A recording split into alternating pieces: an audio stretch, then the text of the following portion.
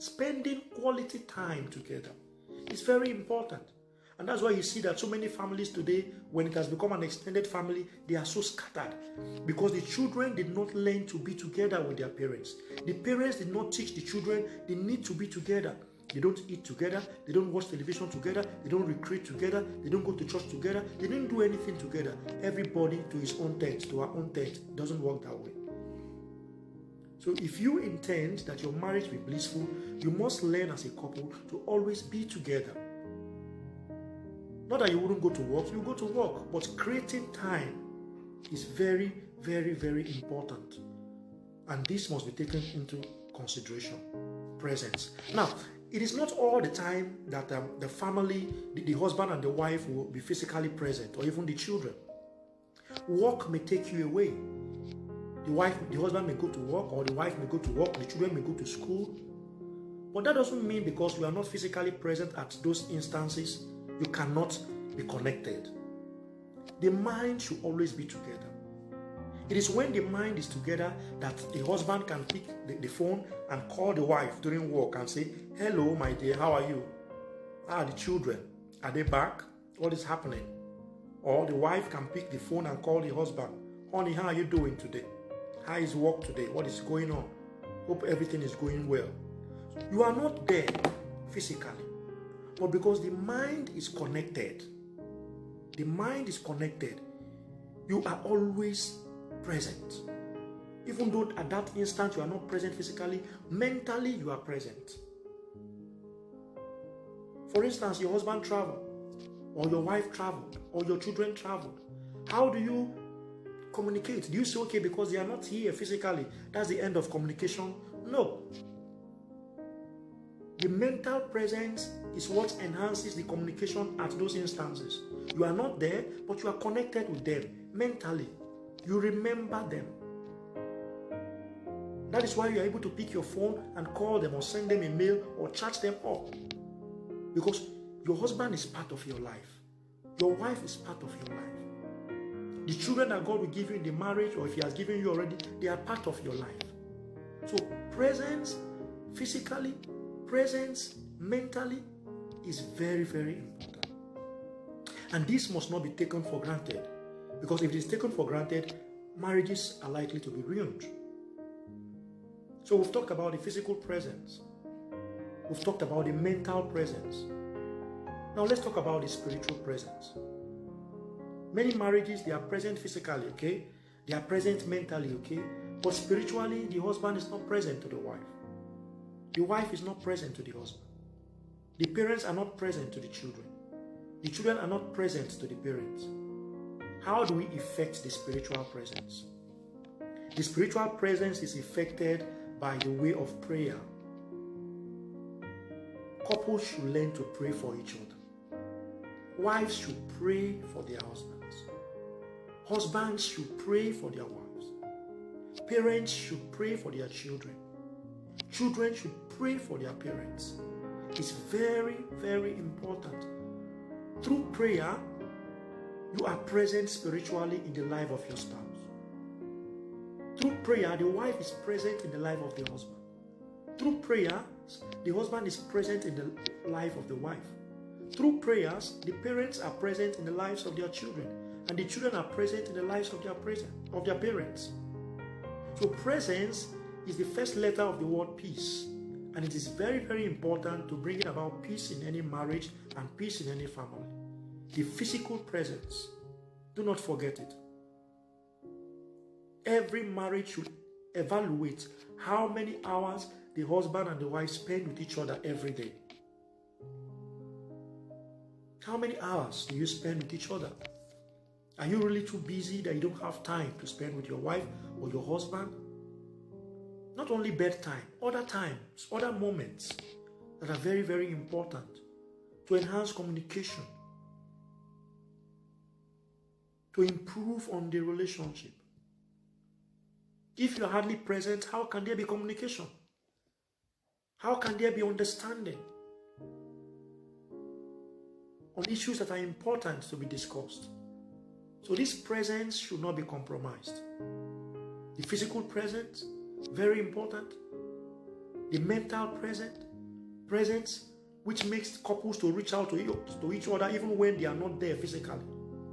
Through calls, through messages, or whatever means that they could do that. And the spiritual presence through prayers. Very, very important. The power of presence in marriage and the family life. So I encourage couples to evaluate on this and see how they can improve with relation to being present to each other. The husband being present to the wife being present to the husband, the parents being present to the children, and the children being present to the parents. Very, very important. Now, what are factors that could militate against being present sometimes? Sometimes job. We're not saying couples are not going to work, but no matter the kind of job you do, it should not separate you from your marriage. It should not separate you from your family. No matter the kind of job you are doing, you must create time. It's not all about the provision. Of course, you've bought everything, you buy cars, you build a good house, you provide every other thing, but you are not there. You are never there. It is not enough. It is not enough. Parents need to be there to inculcate good morals in the lives of their children. For instance, today most parents are so busy they don't have time for their children. They leave their children at the mercy of the housemates who teach them all sorts of things, probably negative. And the children grow up with negative thoughts and attitude because the parents are not there. So the physical presence is very, very important. The man needs to be there for the wife needs to be there for the husband. The parents needs to be there for the children needs to be there for the parents. It's very, very important in marriage and family life. Presence. So you need to evaluate on it and create time. If your job is taking too much of your time, you need to begin to create time. You need to talk it out with your wife. How many hours we need to be together at so time. And what facilitates this presence? Activities done together. Okay, dear, from tomorrow we have to start eating together. Even if we cannot do it in the morning because of work or in the afternoon, I would ensure that I return from work early enough so that we eat together. Eat together. Okay, we're going to be watching television together. And if your business is short that it takes you away, you travel, come back. At least check on your family. Even if you are staying abroad, come back. Or look for a way to bring your family together to be with you. Because family is togetherness. Marriage is togetherness. The husband is in Switzerland, the wife is in Ghana. The husband is in America, the wife is in Nigeria. Or the wife is in America, the husband is in Nigeria. They don't get to see. Sometimes they just see themselves maybe twice a year. That is not marriage. It's very difficult for infidelity not to creep into such a marriage. You need to look for a way to bring your family together so that you can always be together. And even while he or she is away, keep in touch, constantly calling to knowing how things are going. So presence is very important, and I encourage us, like the married couples and those who are intending to go into marriage, to take this very, very important, as it will be a blessing indeed to your marriage.